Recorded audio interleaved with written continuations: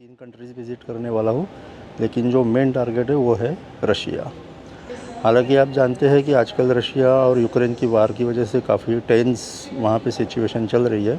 4 घंटे की फ़्लाइट और 1.5 घंटा इमिग्रेशन की लाइन में खड़े रहने के बाद में आखिरकार welcome to Tashkent.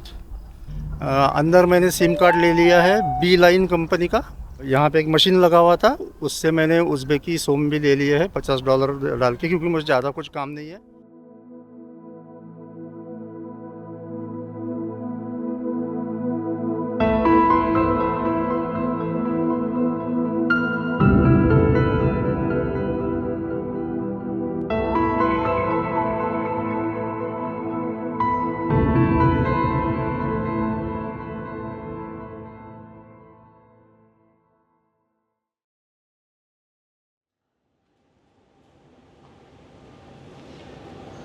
Hello friends,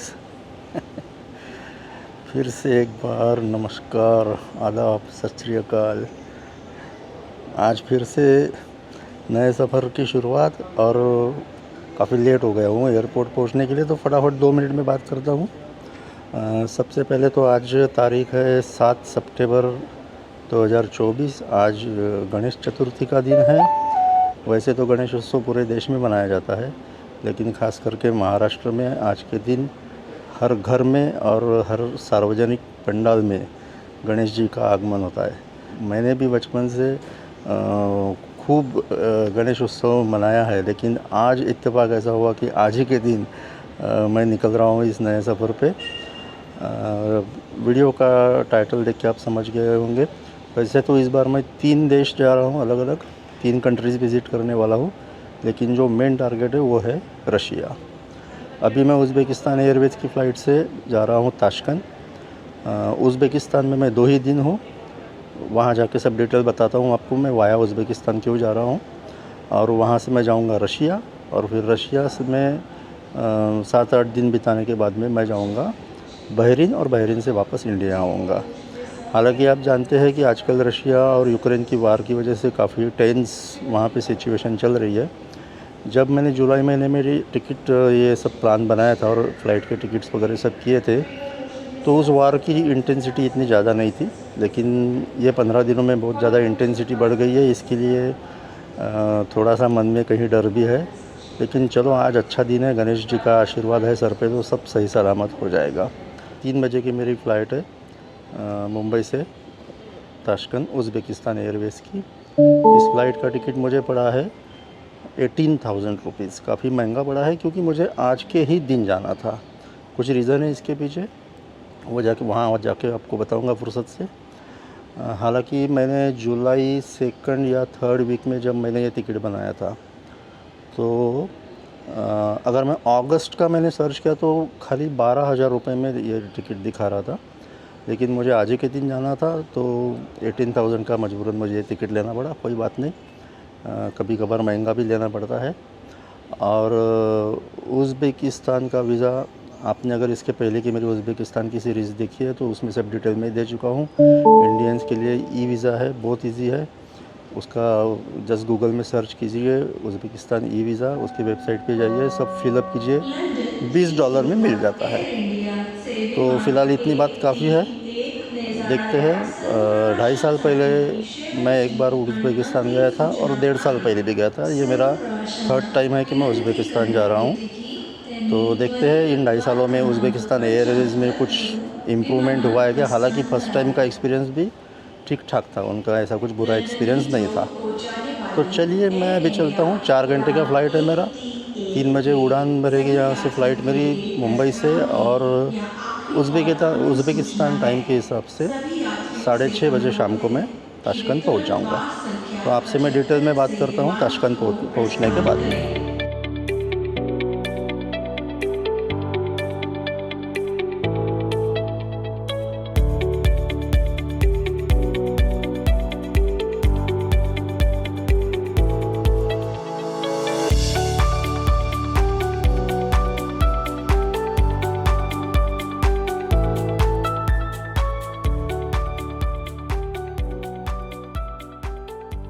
तो वही 4 घंटे की फ़्लाइट और 1.5 घंटा इमिग्रेशन की लाइन में खड़े रहने के बाद में आखिरकार वेलकम टू ताशकंद।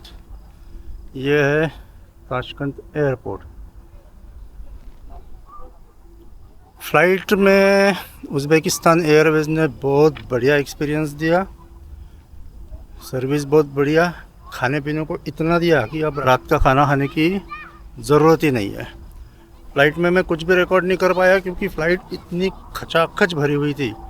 पूरे इंडियन स्टूडेंट्स थे जो यहाँ पे और आजू बाजू के देशों में यहाँ पे जैसा किर्गिज़स्तान में, ताजिकिस्तान में जाने वाले यहाँ से ट्रांजिट होके और उज़्बेकिस्तान में जो मेडिकल स्टडीज़ के लिए आते हैं ना, उनसे खचाखच भरी हुई थी फ़्लाइट। इतनी भरी हुई थी कि जो केबिन बैगेज होता है ना, वो रखने की भी जगह नहीं थी, तो पैरों के पास में रखा था लोगों ने। तो इस वजह से मैंने कुछ भी रिकॉर्ड नहीं किया फ़्लाइट में। खैर, अब ये उज़्बेकिस्तान एयरवेज़ का मैं इसके पहले भी डिटेल में सब ले चुका हूँ। जब मैं दिल्ली से आया था 2.5 साल पहले, डिटेल्स चाहिए उज़्बेकिस्तान एयरवेज़ के या फिर बाकी सब डिटेल्स, बहुत डिटेल में वो सीरीज़ मैंने की है, तो रिपीट करने की ज़रूरत नहीं है। अब मैं यहाँ से सीधे जाऊँगा हॉस्टल पे। बहुत थक गया हूँ बस, बहुत थक गया हूँ।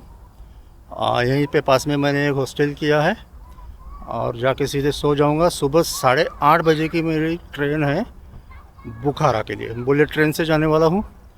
मैंने जो आपको मुंबई में बोला था कि मैं वाया उज़्बेकिस्तान रशिया क्यों जा रहा हूँ और बुखारा क्यों जा रहा हूँ, तो उसका जवाब जस्ट आपको दे देता हूँ। क्योंकि मैं 2.5 साल पहले जब आया था, जिन लोगों ने इसके पहले की मेरी सीरीज़ देखी है उनको ये बात पता है। 2.5 साल पहले जब मैं आया था तो बुखारा में घूमते वक्त एक छोटी सी बच्ची ने मेरा इंटरव्यू लिया था, और जब से मैं कंटिन्यूसली उसके और उसके फैमिली के कांटेक्ट में हूँ। एक फैमिली रिलेशन जैसा बन गया है।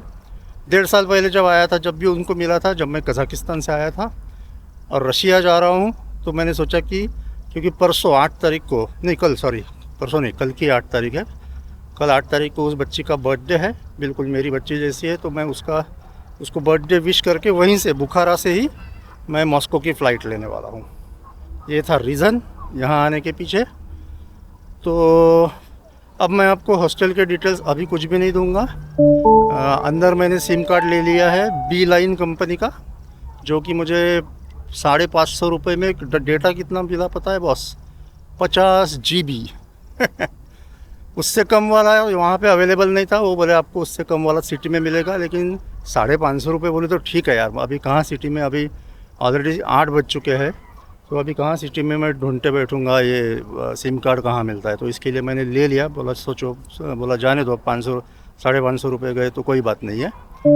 और $50 का मैंने यहाँ पे एक मशीन लगा हुआ था, उससे मैंने उज़्बेकी सोम भी ले लिए है $50 डाल के, क्योंकि मुझे ज़्यादा कुछ काम नहीं है। तो 6,25,000 उज़्बेकी सोम उसमें आ गए हैं। उसमें मेरा 2 दिन का काम हो जाएगा, क्योंकि ट्रेन का टिकट मैं ऑलरेडी ऑनलाइन कर चुका हूँ। बाकी सब डिटेल्स मैं आपको बाद में देता हूँ। फ़िलहाल मैं चलता हूँ हॉस्टल की तरफ। टैक्सी करनी पड़ेगी हॉस्टल के लिए ऑब्वियसली। देखते हैं अब टैक्सी। हाँ, यहाँ पे टैक्सी के लिए Yandex Go करके ऐप है, उस पर आप यहाँ पे टैक्सी कर सकते हैं। जैसा आपने यहाँ ओला उबर है, वहाँ यहाँ पे Yandex Go ऐप चलता है। और रशिया में भी और यहाँ उज़्बेकिस्तान में भी जैसा आपने यहाँ गूगल मैप्स चलता है, तो यहाँ पे Yandex मैप्स चलता है। ये दोनों के दोनों ऐप मैंने ऑलरेडी डाउनलोड करके रखे हैं। तो चलिए, अब मुझ में ज़्यादा कुछ बोलने की ताकत नहीं है, सीधा हॉस्टल पे जाता हूँ और फिर देखता हूँ अगर ठीक ठाक माहौल रहा, समय रहा और मुझ में अगर एनर्जी रही तो अभी हॉस्टल दिखाऊंगा आपको, या फिर कल सुबह मिलेंगे।